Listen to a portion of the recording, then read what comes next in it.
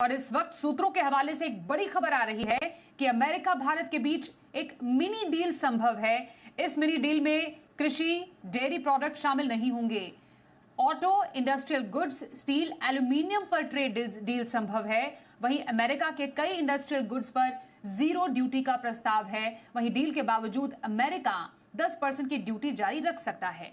तो 9 जुलाई की जगह अब 1 अगस्त से नई ड्यूटी लागू होगी। मतलब मियाद नई ड्यूटी लगाने की थोड़ी आगे बढ़ा दी गई है।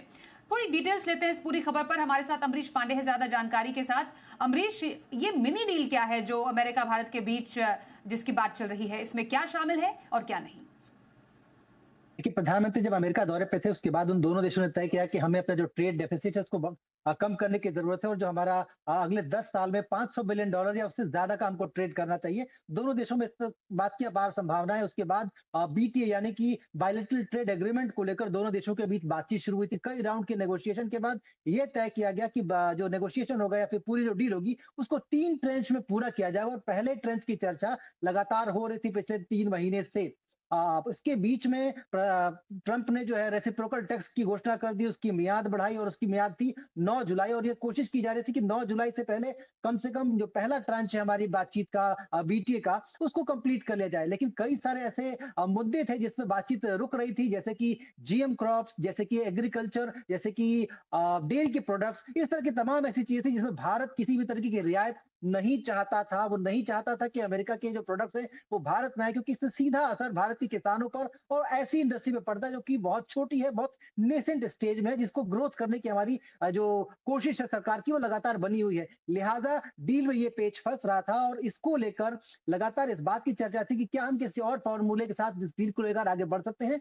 हमारे जो चीफ नेगोशिएटर थे राजेश अग्रवाल प्लस जो पूरी टीम थी उन्होंने शुक्रवार को कई सारे फॉर्मूले डिस्कस किया। उसके बाद शुक्रवार शाम को टीम लौट आई थी। अब जो जानकारी हमारे पास है उसके अनुसार ये मियाद बढ़ाने के बाद जो कि 9 जुलाई से अब 1 अगस्त हो गई है। इसके बाद अमेरिका हमारी जो डील है उसमें पूरे जो गुड्स हैं जिन पे चर्चा हो रही थी उन पे नहीं, लेकिन जिन पे आम सहमति हो चुकी है उनको लेकर आगे बढ़ सकता है। और संभव है कि आज रात को जो हम ट्रंप जो साइन करेंगे डील, उसमें जो भारत की डील है उसको लेकर भी कुछ घोषणा हो सकती है। यानी कि भारतीय समय अनुसार मंगलवार की सुबह या फिर बुधवार तक वो उस बात की घोषणा कर सकते हैं या अमेरिका की तरफ से इस बात के हिंट्स मिल सकते हैं कि भारत के साथ वो डील में जा रहे हैं और किन किन प्रोडक्ट्स को लेकर वो आगे बढ़ेंगे।